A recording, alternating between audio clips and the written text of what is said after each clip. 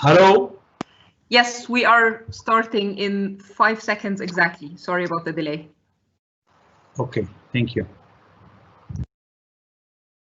Hello, everyone, and welcome to this event. And my sincere apologies for the late start. We were ironing out some technical difficulties with the sound and also with some of our speakers having difficulties logging in.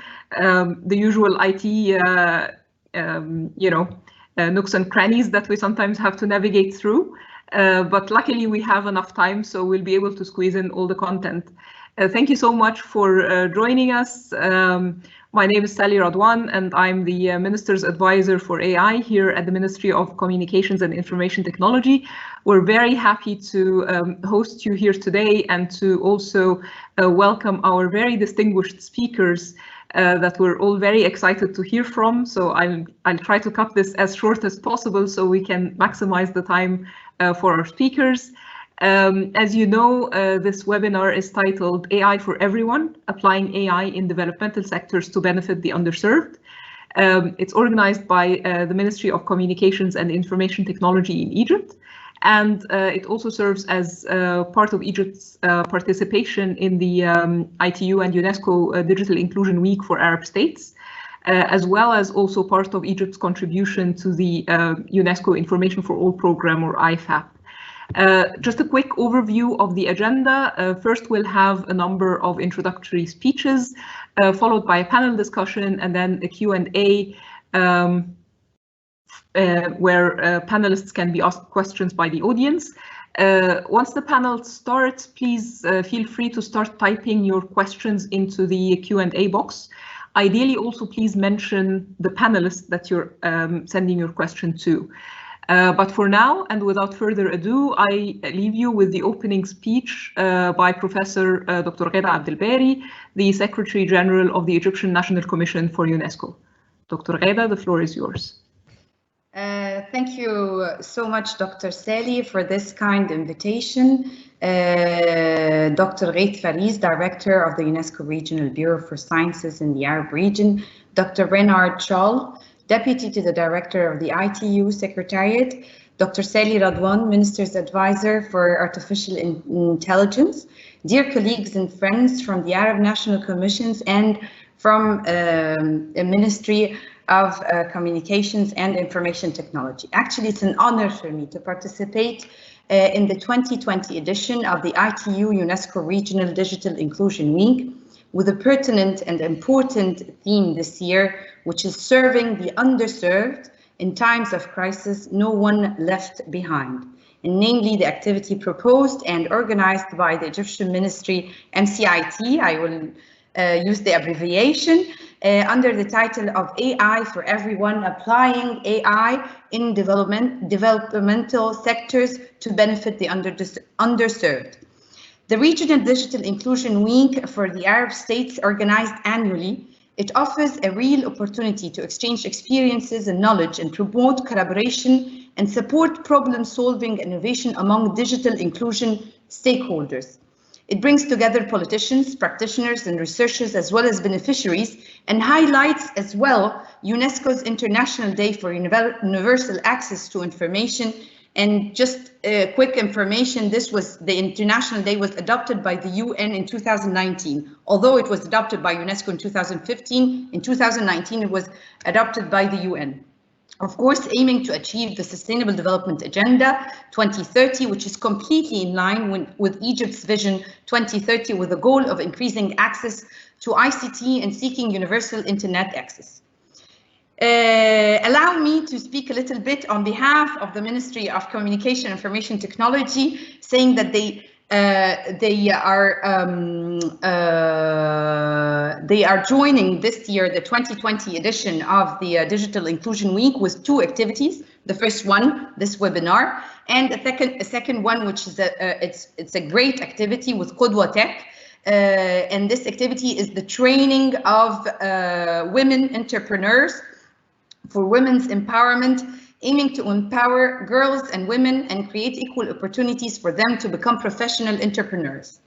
The Ministry of Communication and Information Technology participated in the Digital Inclusion Week actually since 2017. And let me just give you, in 2017, for example, it was the importance of access of communication information technology. It was highlighted especially for people with disabilities. In 2019, the digital health activities and initiatives were highlighted in such areas such as telemedicine and the use of ICT to access to health. This year, and as I said, it's a very pertinent theme, which is serving the underserved in times of crisis and trying to help, trying to leave no one behind and trying to reduce the digital gap, or as we call it, the digital divide. I believe that I will not go longer than this, but I believe with the corona pandemic, we must commit to leave no one behind. We must redouble our efforts to bring everyone in the world of the digital inclusion. I believe Sally, and here I talk to Dr. Sally because I know she worked a lot on the AI recommendation, the ethical recommendation on the ethics of AI that will be soon, hopefully, adopted by UNESCO, that we should not leave anyone behind. And I would like to assure you all that the Egyptian National Commission for UNESCO strongly supports this initiative. And at the end, I renew my thanks to, of course, MCIT and all my colleagues there. And I wish you a fruitful meeting and discussions. Thank you so much. Thank you very much, Dr. Ghada, for the excellent opening words. Our next speaker is Dr. Ghais Fariz, who is the director of the UNESCO Regional Bureau for Sciences in the Arab States. Dr. Ghais. Thank you very much. Dear Dr. Sally, dear Dr. Ghada from MTIC, Dr. Ghada Abdelbari, Secretary General of the Egyptian NATCOM, UNESCO NATCOM, colleagues from Egypt, from all over the Arab region, from the Arab NATCOMs, and may I say also from the world. Excellencies, ladies and gentlemen, on behalf of UNESCO and on my own behalf, it gives me a great pleasure to give a brief opening remarks at today's webinar, Artificial Intelligence for Everyone, Applying AI in Developmental Sectors to Benefit the Underserved. This webinar is one of two events organized during the 2020 ITU-UNESCO Regional Digital Inclusion Week for Arab States, organized by Egypt's Ministry of Communication and Information and Technology, MCIT. These events have been recognized as in-kind contributions from Egypt to UNESCO's Intergovernmental Information for All programs. I seize the opportunity to reiterate our thanks to Egypt and particularly to the Ministry to the MCI, to the Ministry of Communication and Information Technology, and for the Egyptian National Commission, Egyptian NATCOM, for their continuous support and cooperation. Since 2017, throughout the annual Digital Inclusion Week, ITU and UNESCO have been mobilizing partners across the Arab region to promote digital inclusion and leverage ICT to solve societal problems and advance progress towards the 2030 Sustainable Developmental Agenda. With ITU, we started Digital Inclusion Week because we believed in the transformational power of actionable information and knowledge in the lives of individuals, societies, nations, and our planet at large.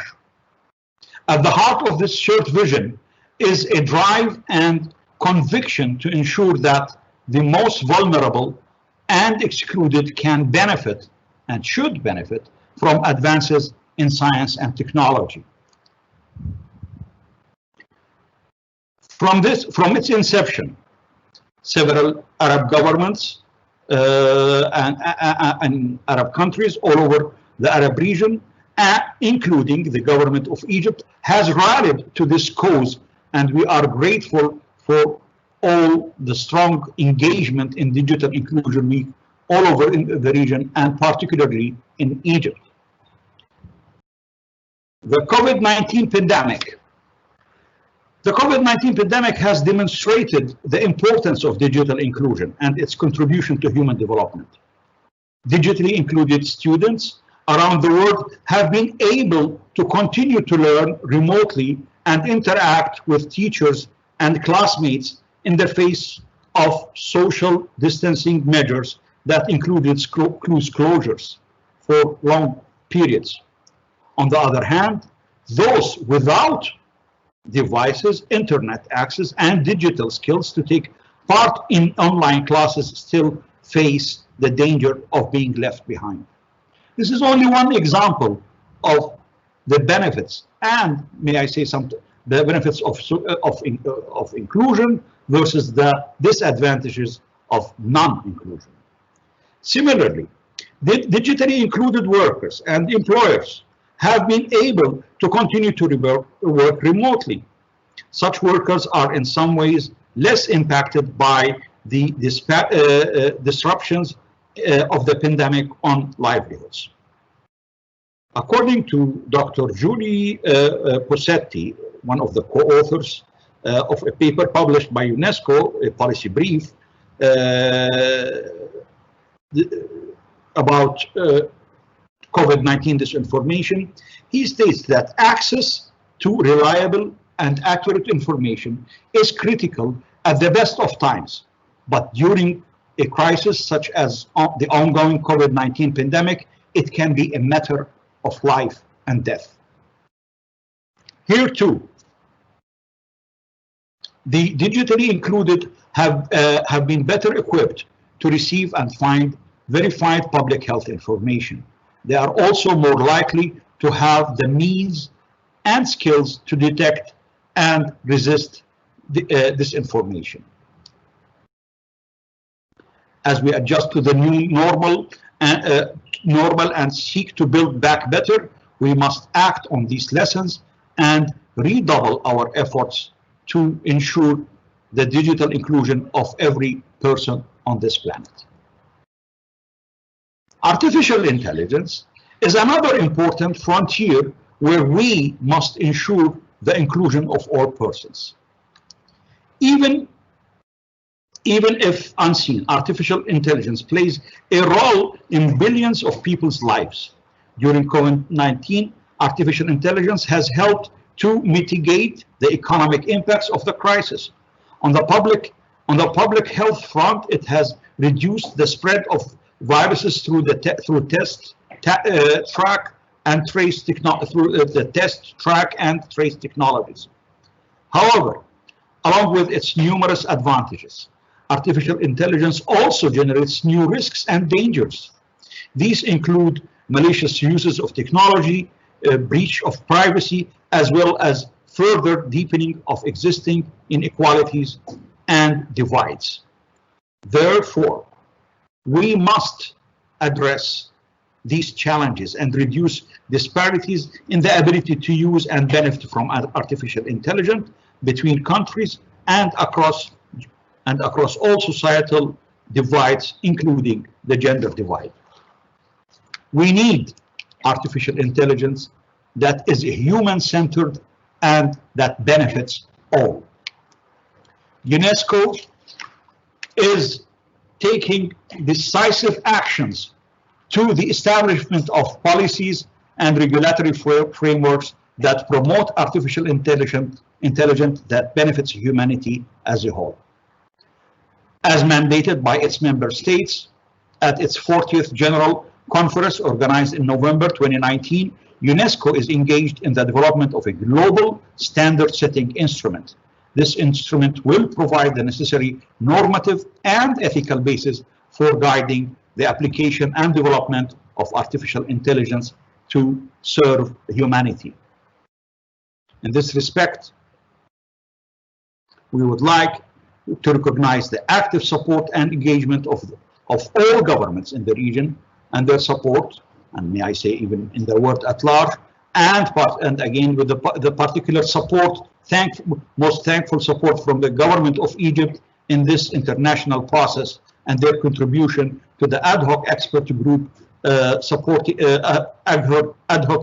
group supporting the consultation process and drafting of this landmark document. Artificial intelligence must be for the greater interest of the people. I trust that through our deliberations today, we can further advance efforts to realize this. Wishing all attending a successful deliberation. Thank you. Thank you very much, Dr. Reif. And then moving on to the last of our keynote speakers for this afternoon, Dr. Reinhard Scholl, who is the Deputy to the Director of the ITU's Telecommunication Standardization Bureau. Thank you very much, Sally. You can see my slides? Yes, we can.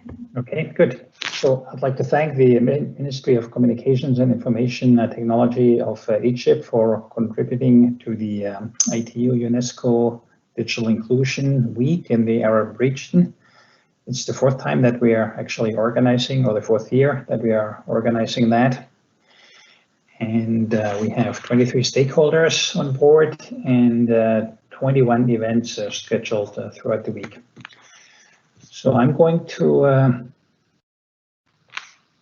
show you what we all know, that there are 17 SDGs and that we think that AI holds a great promise to achieve the Sustainable Development Goals. But what some of you may not necessarily have seen, there is a paper that was published this year in January in Nature Communications called The Role of AI in Achieving the Sustainable Development Goals. And it shows that AI can indeed help help achieve the Sustainable Development Goals. They came up with 134 targets where AI could be helpful. But they also showed that AI may inhibit quite a number of targets. And just to give one simple example, one of the SDGs is that we should all have decent jobs. But if AI is going to eliminate some jobs, then AI may not necessarily help in contributing in the achievement of the Sustainable Development Goals. At ITU, we have been organizing what we call the AI for Good Global Summit. We have been organizing this event as a physical event in 2017, 2018, and 2019. And in 2020, this year, we completely transformed the event into a digital platform. So we did not simply transform a physical event onto the virtual realm, but we actually constructed a platform that's basically running non-stop all year round, always online, always on throughout the year. The goal is still, what can AI do to help achieve the Sustainable Development Goals? So we have quite a number of partners who use this platform to showcase what they're doing. We're very happy to have Switzerland as a big supporter of the event. And we have almost 40 UN organizations that are partners of this event. So we don't consider this as an ITU platform. We consider this as your platform. And if you have any interesting topics around AI and the Sustainable Development Goals, we are happy to work with you and feature your work.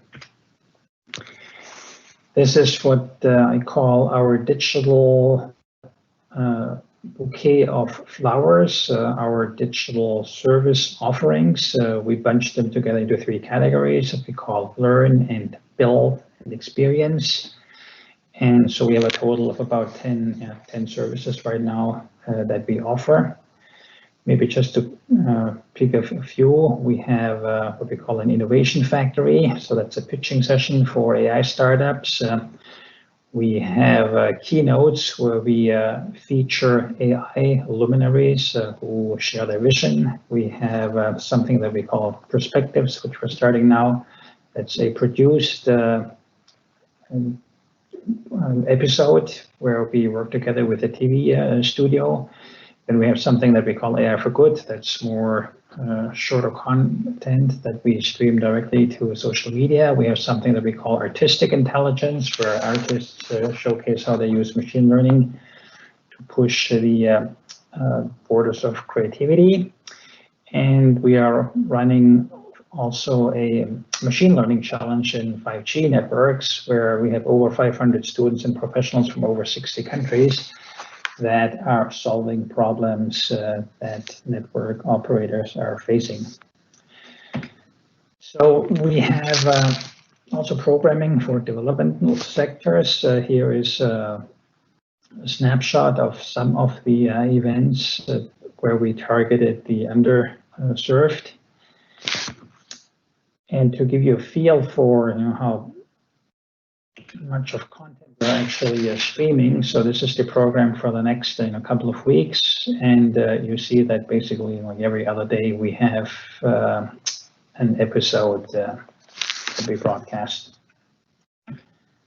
ITU does a lot on AI, and quite a few of those activities came out of our AI for Global Summit. I'd like to highlight one, which I think is really very exciting and interesting. That's the joint collaboration that we have with the World Health Organization on AI for Health.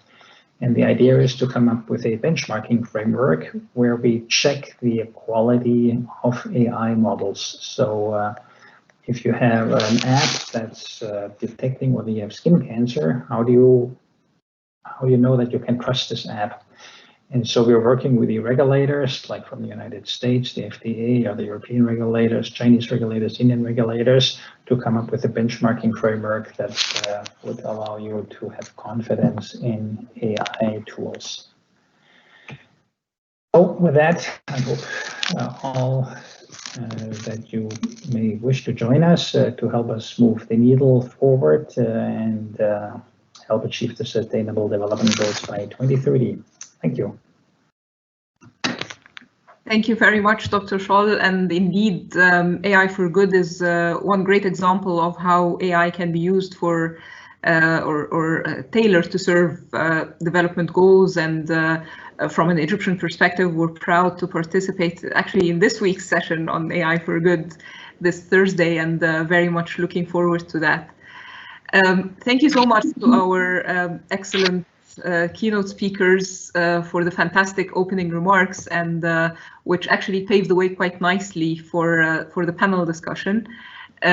Before we start that, allow me just to give you a quick overview as a representative of the host country, Egypt, of what we mean when we talk about AI for development. When drafting Egypt's AI strategy, which we started last year, it was clear, it was a clear goal for us from the beginning that we don't just want to do AI for the sake of doing AI. We wanted to use AI to address real-world challenges. And as a country with very aggressive growth plans, we have prioritized several sectors in which we felt AI could make a strategic difference.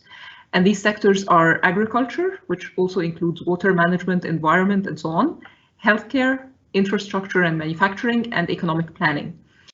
And we began by conducting kind of simultaneous studies, on the one hand, on the needs of the country, which were numerous, as you might expect, but also on available solutions that we might be able to deploy. And the reason for that was that we wanted to really prove the value of AI and its feasibility in solving some of these challenges before we went and invested heavily, say, in basic research. And this led us to identify quite a few areas, actually, in which AI could be employed. But then we faced the second problem, which was financing. And it took us a long time to realize that public-private partnerships, maligned as they are in many contexts, would actually work quite well here. So we embarked upon creating a co-development program, as we call it, which rests on three legs. A beneficiary from Egypt, which can be a government entity or a private organization or an NGO or an academic institution. Secondly, a technology partner, which can be from Egypt or abroad, and us here at MCIT. From our side, we contribute infrastructure and human resources and a bit of technical advice. The technology partner contributes, obviously, the know-how, including technology transfer and training. and the beneficiary acts as the domain expert and the source of data. And the first fruits of this program are 3 projects that are currently being conducted in the fields of healthcare, automatic translation, and agriculture. And actually, this last project on agriculture was selected for this year's Paris Peace Forum, which starts in just over 2 weeks from now. And this particular project, I think, is a great showcase for a successful public-private partnership, because it includes 2 government entities from Egypt and 2 multinational companies, in addition to a local partner as well. And funding came from an AI for Earth grant from Microsoft, and resources were equally contributed from all stakeholders. And the good thing about this type of partnership is that it de-risks the investment for the private sector, while at the same time fulfilling the government mandate of nation building, improving the economy, people's quality of life, and so on.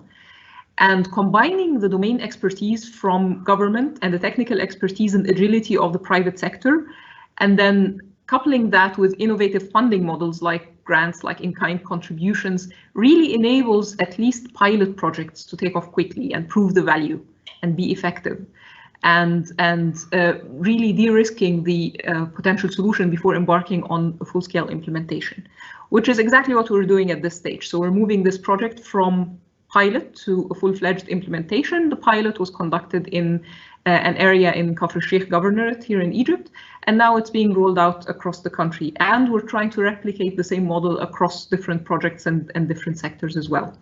So our contribution to today's session and to the recommendations that we hope to issue at the end of it is to prioritize the use of AI in developmental sectors and to explore public-private partnerships as a viable and effective way of achieving that. Right, so now we move to our very distinguished panel, and I'm delighted to welcome today 5 wonderful experts from very different domains and specialties, and I'm looking forward to a very rich discussion on this topic. The format of the panel will start with a roundtable, sorry, in which each panelist will speak for 3 to 4 minutes in alphabetical order to give you an introduction to the topic from their point of view. Then I will ask each of them 2 questions around, first, the opportunities, and second, the challenges that they see for using AI in development in their respective fields.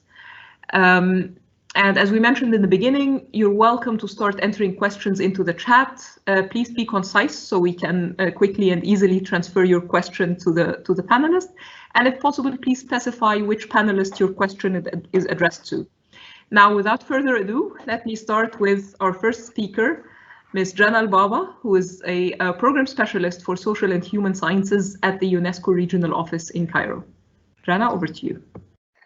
Thank you very much, Sally. Good afternoon, colleagues. I want to just start by saying that there is actually an ongoing debate currently concerning the relationship that exists between AI and humans, and in a way the relationship that we want to have in the future between AI and humans. And this has not been settled. Do we want a relationship of cooperation, where as humans we rely on AI, for example, for enhancing our decision making? Or do we want a relationship of competition, or even ultimately one of substitution, where we just sit back and have AI systems do our work? I think this is an important debate that we need to discuss in our societies, because it will determine, in a way, the course of action that all actors, whether in government or in the private sector or in non-government, will take. What is sure, regardless of what we decide we want to do, is that if we really want AI to leave no one behind, to be for everyone, using the title of this event, then we need a common ethical framework to ensure that the rule of law is respected in this digital world. The ethical framework needs to be, of course, grounded in a common foundational, if I may say, human values. In particular, for us, we see it at UNESCO that it has to be founded in human rights, in international human rights, because we consider that there could never be a trade-off between AI and human rights, which should be respected at all times. for example, until now, we do not have clear rules on how to attribute responsibility or ensure accountability, actually, in the field of AI. AI is not just a technology, it is an anthropological disruption. So it's going to have impact on the very heart of the social fabric. It will interact with our labor market, as we know. It will interact with our education, how the cultural expressions, health, as was just mentioned, etc. And the technology is developing so rapidly and at such a pace that it is really of paramount importance to make sure that any downsides or potential harms of AI to human rights or fundamental freedoms are addressed.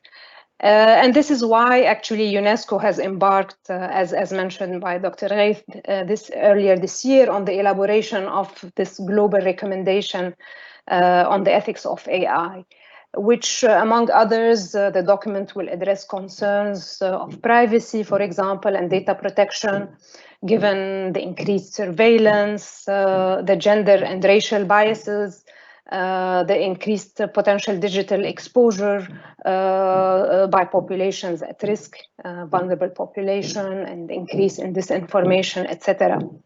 And as was mentioned, that this draft document is now, I mean, there's the first draft and there is an intergovernmental negotiation process over the coming month. And hopefully we hope this would be adopted by November of next year.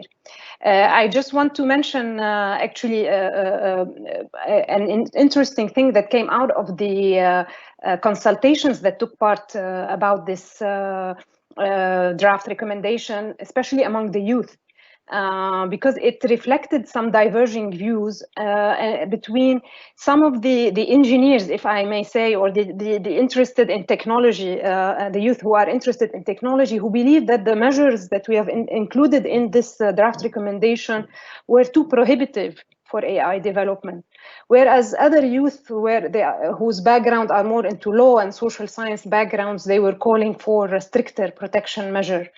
And this divergence really pretty much reflects the global debate between us as a society. And going forward, I hope that we can settle this, and as a recommendation on the ethics of AI, it can set acceptable common norms and grounds. Thank you. Back to you, Sally. Thank you very much, Rana. Very interesting points, and we'll come back to that in the questions. Our next speaker is Professor Dr. Nagla Rizk, who is Professor of Economics and the Director of the Access to Knowledge for Development Center at the American University in Cairo. Thank you very much, Sally, and good afternoon to everyone. It's very good to see, friends and familiar faces and new colleagues. Thank you very much for this opportunity. Without further ado, I'm going to make a few points, and actually just allow me to make 3 specific points.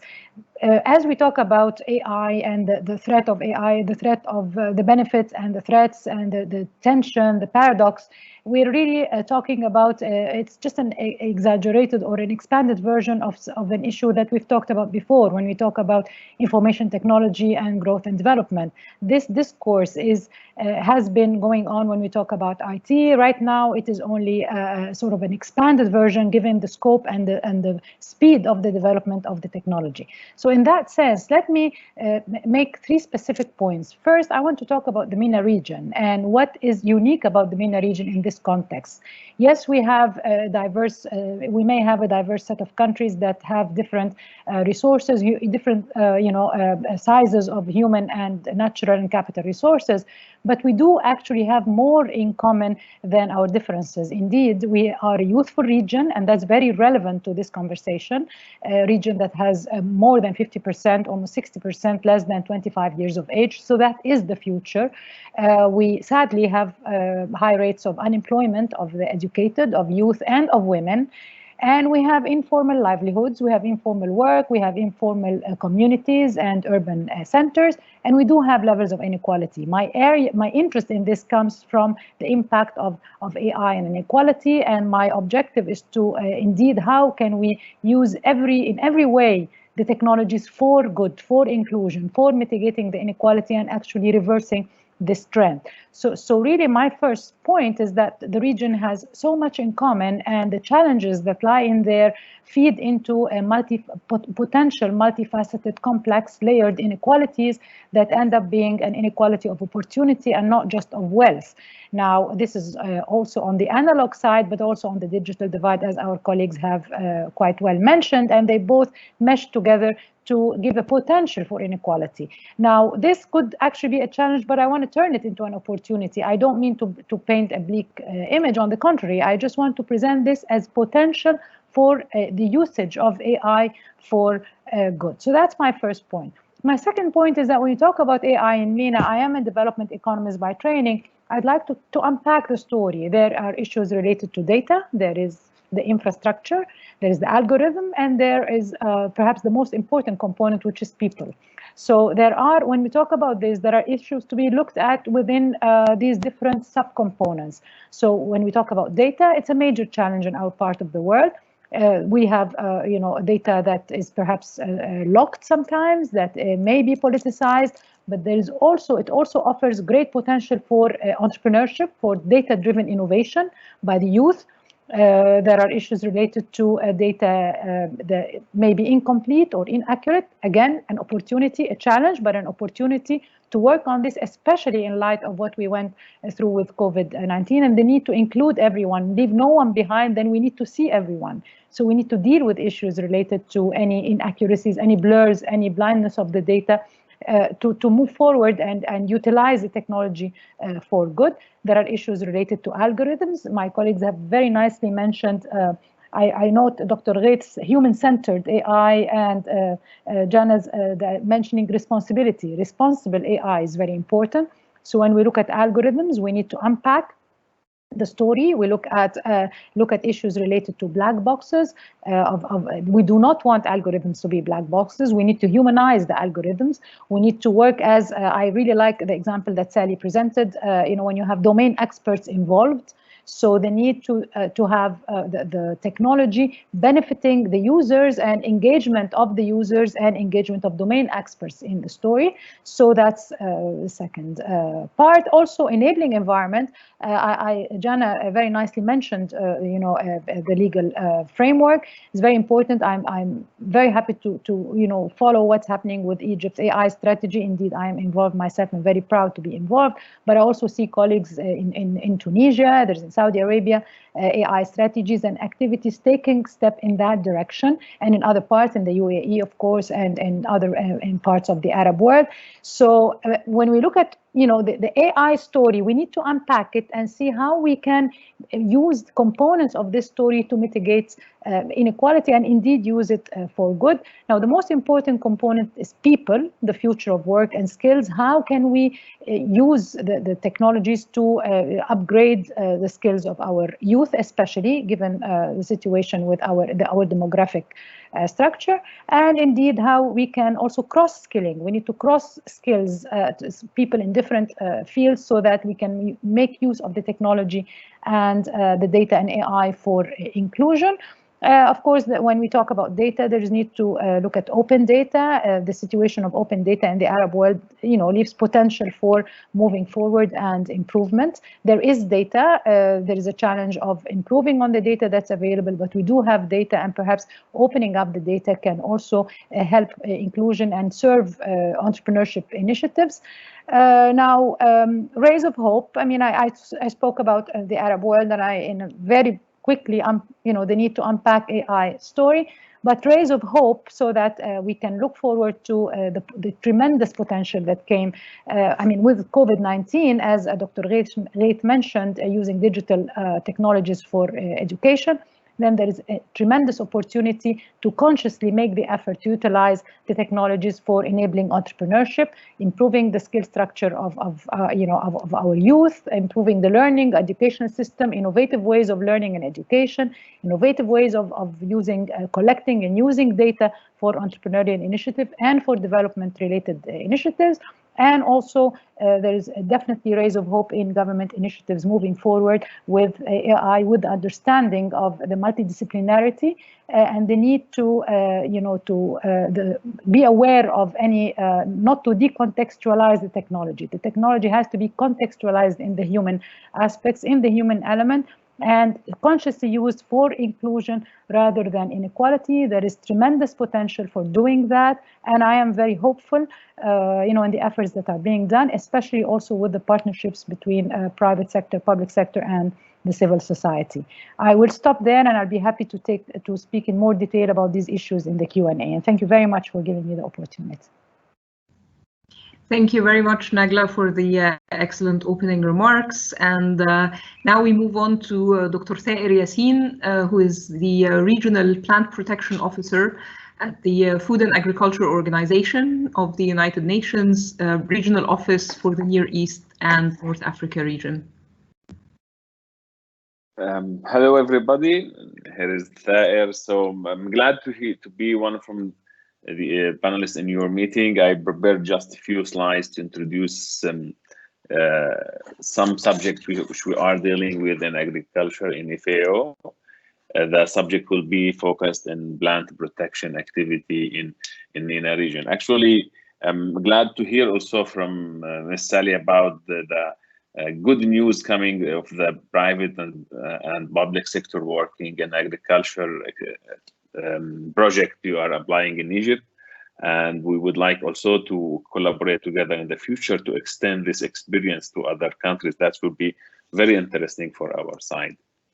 So the artificial intelligence is working in recently introduced, let's say, also in our region. We are applying the innovative technology for the point of view assisting the farmers, how they are able to identify pests and diseases and making plant diagnostics.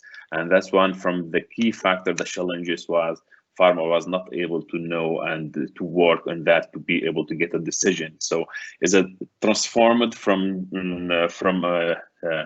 machine learning directly to the hand of the farmer to be able to make a decision support system.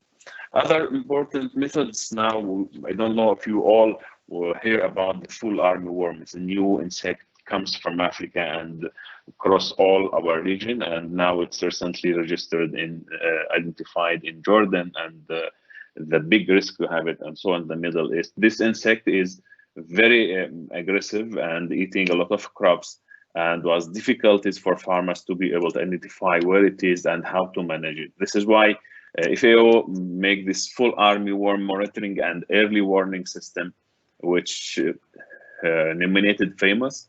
This FAMOUS actually have an artificial intelligence system inside it and have a machine learning which the device itself could be applied for any smartphone, where farmers can just scan the plant and able to identify the damage and give him the result and what the suggested action to do.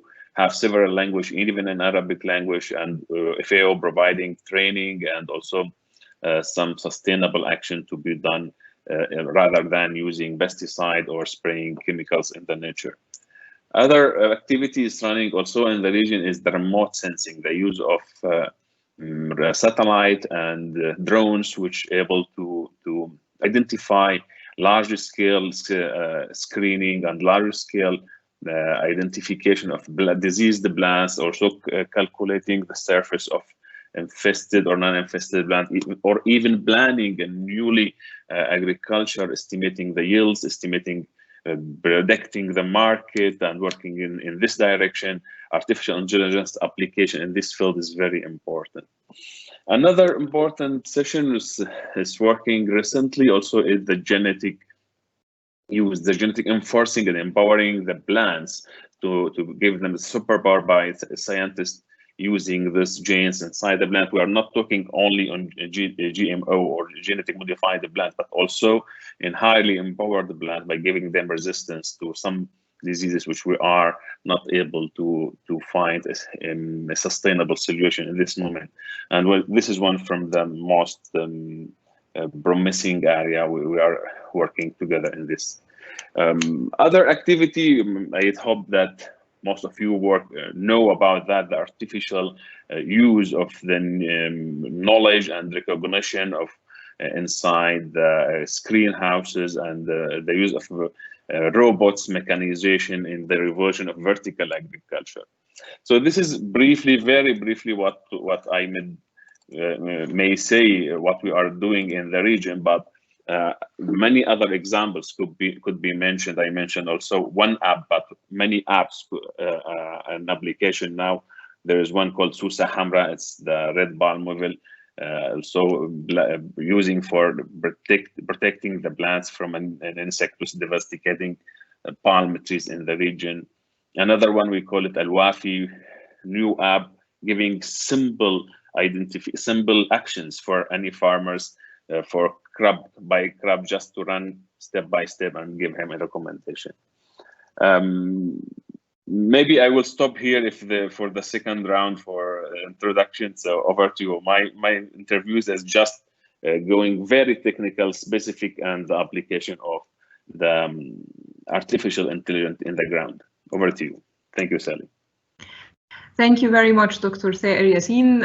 Very interesting introduction to this highly promising field for AI, and we'll come back to you in the next round for more details on some of these fascinating applications. But before we do that, let's introduce our final speaker, last but most certainly not least. We're very happy to welcome Dr. Eduardo Zambrano, who is the lead data scientist at the Displacement and Tracking Matrix at the International Organization for Migration in Geneva. Thank you very much for the invitation, and thank you for the other colleagues that they are doing a really nice introductory speeches. Well, my background comes more to the side of the humanitarian and how the humanitarian actors respond to the crisis that we are facing, either conflicts or natural disasters. And the unit that I'm working with is we are like in charge of collecting data about the populations that has been affected by those crises. And in this respect, it's like even that we have operations across the globe in more than 70 countries and in different contexts, sometimes looking to IDP camps, sometimes looking to migration flows. The most important at the end is how any type of disruptive technology has been used, and if this type of technology is used, is worthy to use. So this is like the point that we wanted to stress. And in order to answer that question, a couple of years ago in IOM, we started the Humanitarian Data Science and Ethics Group. That is originally was an informal meetings among interdisciplinary groups, including some professors from some universities and other UN agencies and humanitarian actors. And what we sort out is like with a framework that partially replies the majority of questions that has been posted here. I'm not saying that this is like the panacea, but this is kind of the first effort that we try to condensate what are the different stages where AI can be applied in a, let's say, not safe way, but in a responsible way. We need to look to first what we can define as AI ethics, also how, at least in the case of the humanitarian field, where we have human lives at the stake, and if we use any kind of automated or artificial decision not done by a human being but by a machine, there are consequences that could be really catastrophic for the people, that not only in terms of re-victimization or privacy issues, but also about the way how the entire delivery could really impact the humanitarian action. So the point that I wanted just to raise is like we already tried to build a framework. This framework exists. Some of the public, someone shared exactly the same link to the framework, and I can share with you bilaterally if you want. But it's more about that point that AI is really a nice tool and a nice revolution that we have looking at. But at least in the terms of humanitarian field, where the first impact is directly on people, and usually on really vulnerable people, we are really conscious that this is a weapon with two edges that we need to really bound, and as was mentioned before, building a knowledge about what are the limitations, will be the position that we want to use, and if it's really worth it to use. And it's not really discouraging, because there are really nice projects and innovation that has been done, even in our in the IOM. We are using some of the AI techniques, really, not only to perhaps predict what will be the new migratory fluxes, or something that looks more like where is the place more to make the prioritization of the humanitarian assistance, but at the same time, simple things like improving the quality of the data itself, because in contexts where the scarcity of trustable data and trustable sources is everywhere, we need to use any kind of tool that we can profit to improve the quality of the data, because in the cases that we have these data gaps or biases on top of that, certainly if we are speaking about a humanitarian crisis, this is the worst thing that we can have, that is like drawing conclusions in something that is not a solid base. But yeah, this is just like my initial speech. Let's see how it goes with the questions. Thank you very much. Great, thank you very much, Dr. Eduardo Zambrano from the IOM. Okay, so because we had a bit of a delay at the beginning, let me save time, and instead of having 2 rounds of questions, I'll just ask one slightly compact question to each panelist and give you the time to elaborate for 3 to 4 minutes ideally, so we can have a couple of minutes at the end for Q&A as well. So again, going in alphabetical order, Ms. Jan Albaba as my first speaker. So from your experience at the UNESCO Regional Office, and of course, I'm sure you've gone through these waves of new technologies coming in, and also you've worked with different initiatives on the ground and trying to really make things happen from a UNESCO perspective in the Arab region. First, where do you see the opportunities for something like AI to help with the developmental efforts, but also where do you see challenges and obstacles, and how do we overcome them in your view?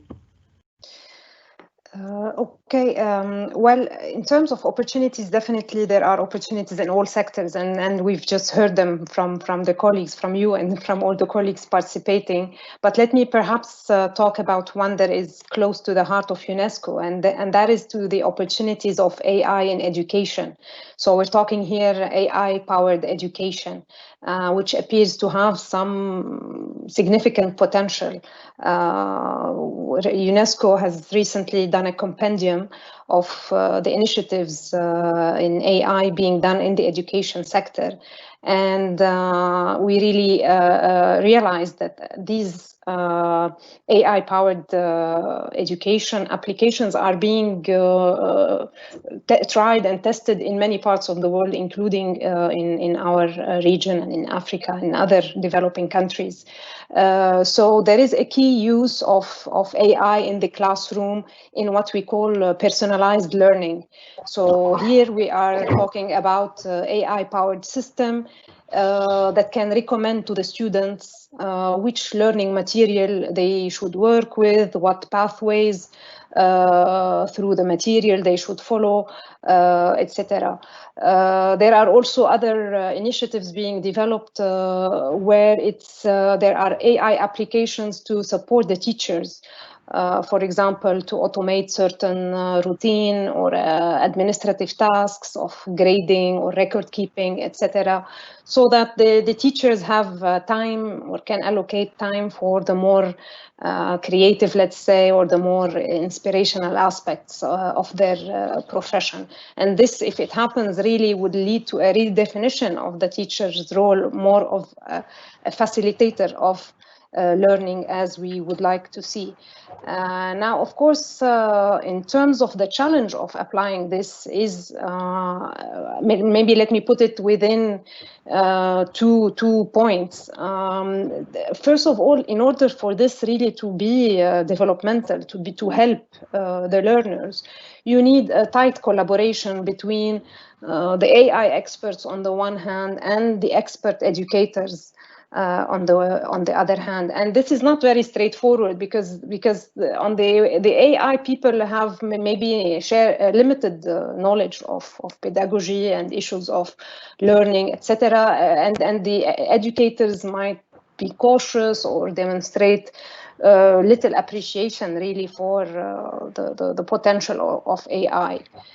Another challenge, and I think it was already mentioned by Dr. Negla and the IOM colleague, is really the data. Because if you want this to really work, also you need substantial amounts of educational data, which in our countries in the Arab region we struggle to collect.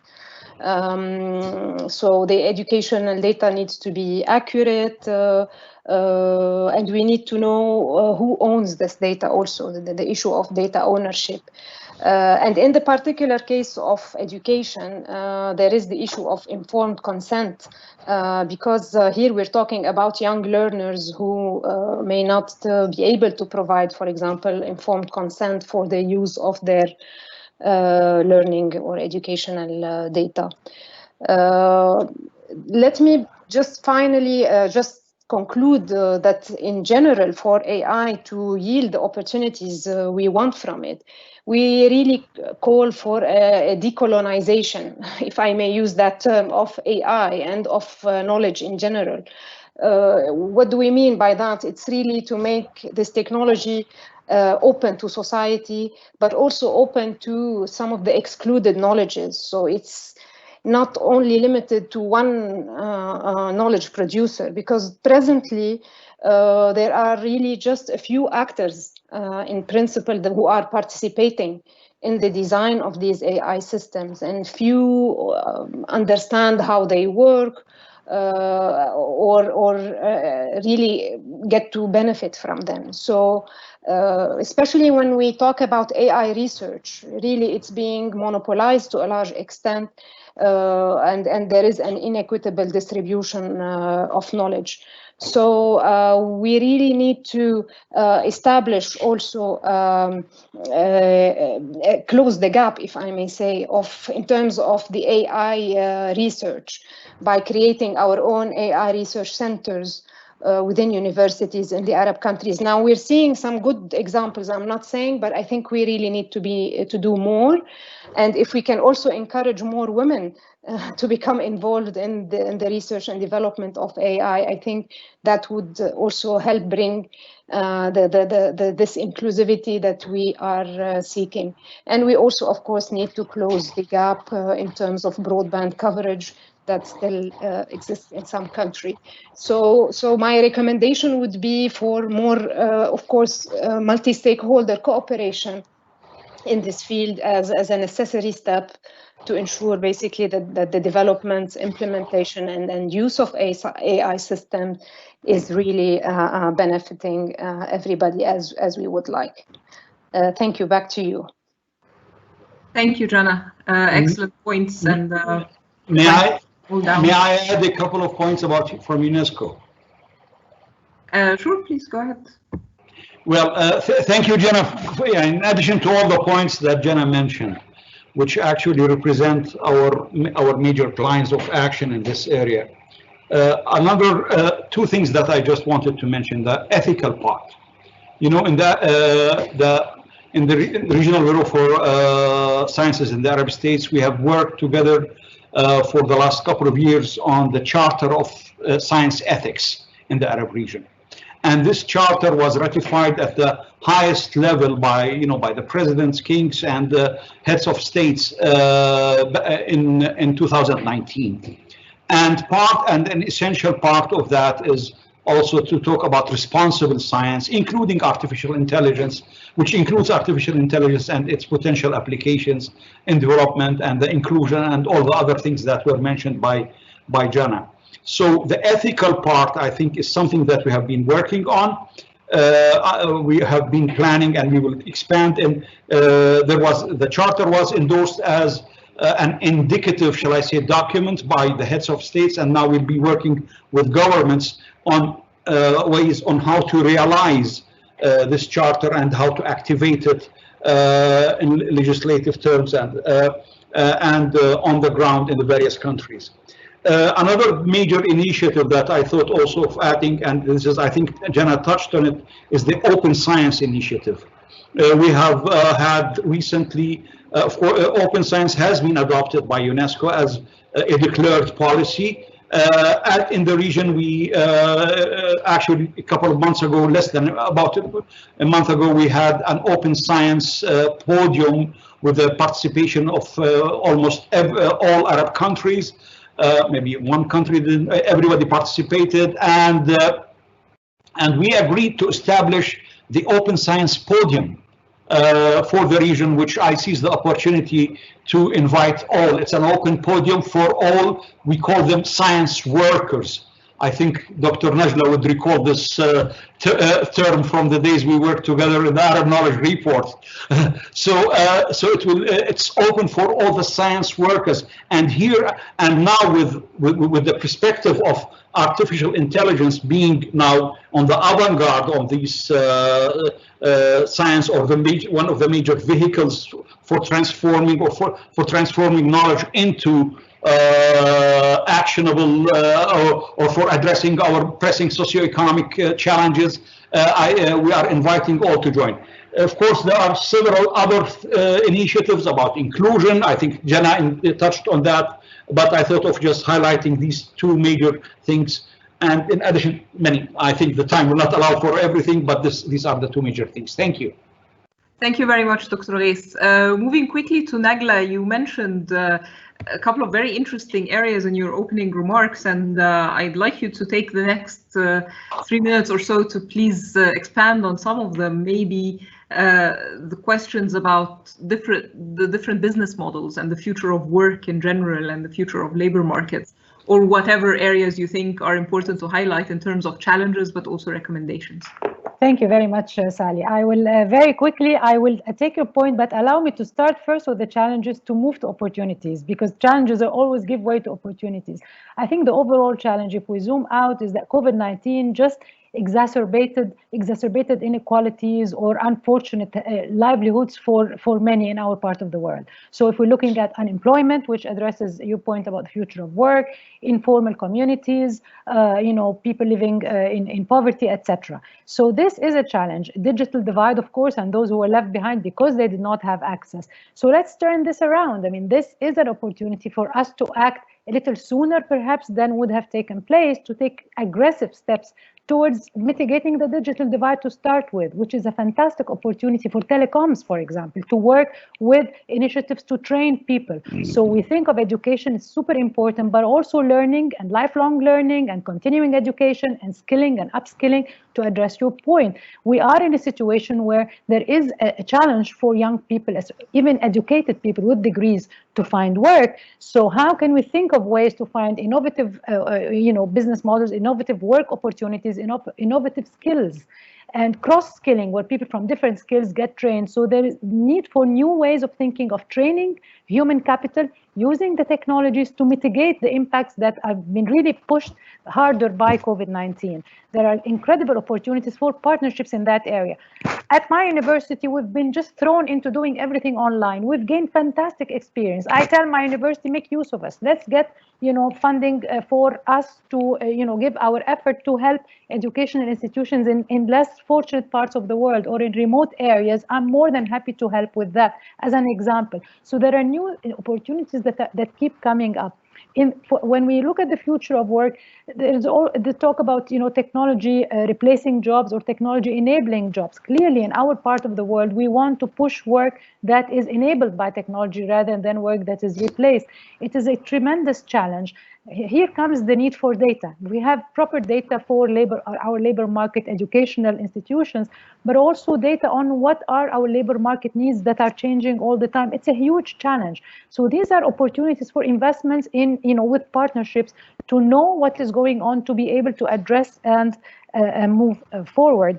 I think this whole, the link, there's the data, there's the algorithm, all the links in this chain, all the way to fulfilling the SDGs and the well-being of our people in this part of the world. And I want to emphasize, in the Arab world, we have unique demographic characteristics, we have unique socioeconomic, characteristics that really needs to be addressed very, very soon. Last but not least, given the time, I think the enabling environment is super important. Data protection, AI strategies, but also issues related to freedom of information. I really like the idea of the knowledge, making leveling the playing field in the area of knowledge. And perhaps when we think of learning and education, this is the time where educational content from our part of the world can go out there online and be useful for other parts in the area. So science and knowledge will not only be monopolized in certain parts of the world, but perhaps this is our chance to provide our own content online with novel ways of learning and teaching in the future of, people talk about the global university, etc. Of course, there's so much to talk about this, but I don't want to monopolize the time, and I'm very happy to speak more in the Q&A. Thank you. Back to you, Sally. Thank you very much, Nagla. Excellent points as usual. Moving swiftly on to Dr. Thaer Yassin, and you've given us such a compelling overview of AI applications in agriculture in the region, which has prompted a couple of questions from me and also one from Jana, which I'd like to incorporate here as well, about the feasibility and viability of and readiness really for some of these technology solutions here in the Arab region. So Jana was asking, do you believe our farmers in the Arab region are ready for these technology applications? And also, since this is your big question, so if you'd also like to expand on some of the other challenges that we might face and how we might be able to overcome them. Thank you, Saitali. Thank you for that question. Yeah, it's really difficult to say that we can apply this technology smoothly in the region. Many challenges is facing, and not from the perspective of the farmer themselves only, but it's also from political and legislative support from the countries. If we can talk about most of these tools could be especially when who are talking about the drones, about using satellite, we are using aerial flights, and not all easy to make it works, especially in when our private working in that. So for some political reasons or from security reason, those technologies related to the aerial images, satellite use are difficult to be used. The other important point is still the lack of the shortage of a human capacity in our farmers. We need a lot of support from this part. We are making our best, but still a lot need to be done in this. Not only for the capacity on using those devices or using this technology, also from linguistic perspectives.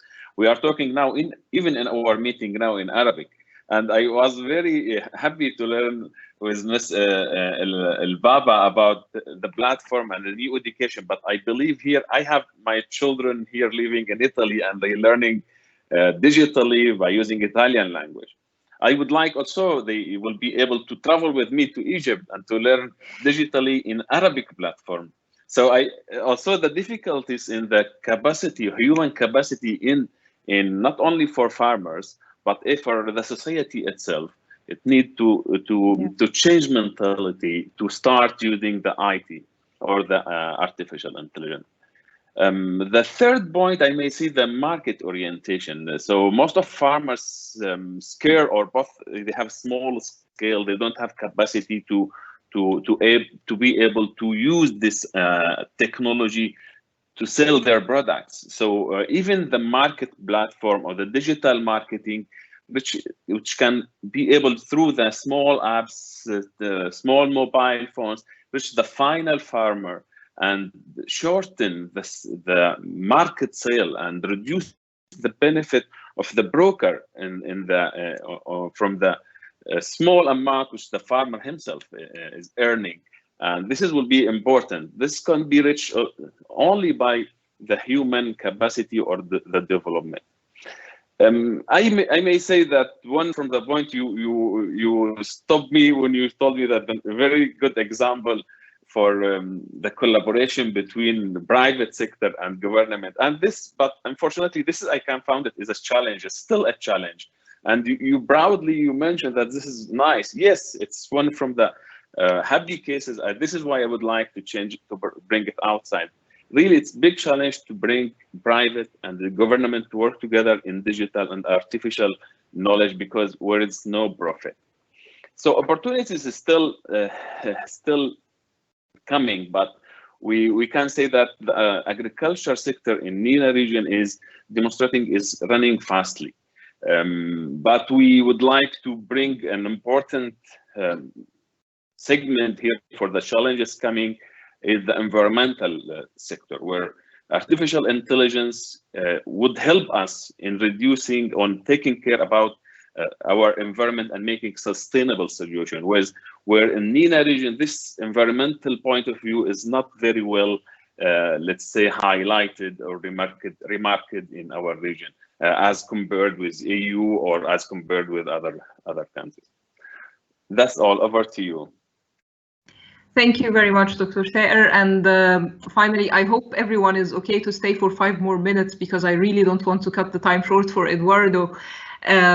My last question is, of course, in addition to any challenges or opportunities you'd like to highlight, there was one specific question around, you mentioned the challenges with data quality and ensuring the trustability and quality of data.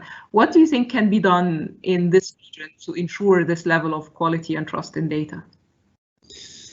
Well, there are several strategies that we can try to adopt. For example, in IOM, one thing that we do, at least to collect data about affected population, is we build kind of a network of trust among the different stakeholders in a humanitarian crisis. Usually, we try to highlight the voices from the affected population, because are the people that are feeling are suffering the consequences of the crisis. At the same time, you can try to triangulate. You can try to compare different sources, try to evaluate, create systems, either traditional ones or simple or more sophisticated based on AI or any other type of technique, in such a way that gives you different, not the scores, but different perspective from the same situation.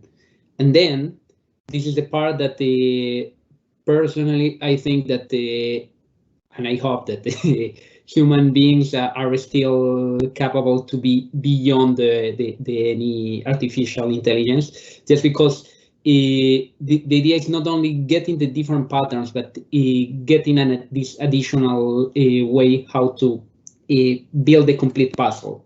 Then this is a puzzle that we, at the beginning, for example, each time that in IOM we establish a new operation, there is, for example, a new hurricane or some storm. At the beginning, we start building in something that we don't know if it's really solid, but with time you are just like improving your assessments and getting building something that can be trustable with time. You can improve that. You can also conduct different type of data collections or different type of assessments on top of that, just to re-verify and have a better shape of that. Because all the time, doesn't matter what type of information you have. It's sad to say, but we cannot see everything, and there are parts that we cannot see. But in just summarizing, it's a question more about the not sticking to a single technique, not sticking to not taking like a dogmatic way of proceed with respect to data, but just like not really challenging the data, but comparing and building on top of that. So it's making a constructive building of what is the situation of the place. Of course, all the time, at least in the case of the humanitarian, we privilege and let's say we weight more the vision from the people that is suffering itself, the conditions, because it's really easy to be I don't know, an NGO based in Europe, just looking to another place and just try to figure out what is the feeling that people have. And this is something that only being in the field can give you that point. And this is something unique that, as was mentioning before, you need the people that is context specialists. It means people that can speak with the population that you need to assess, that people that can understand, and better if they are part of them, that you really have a broad knowledge of what is the situation there.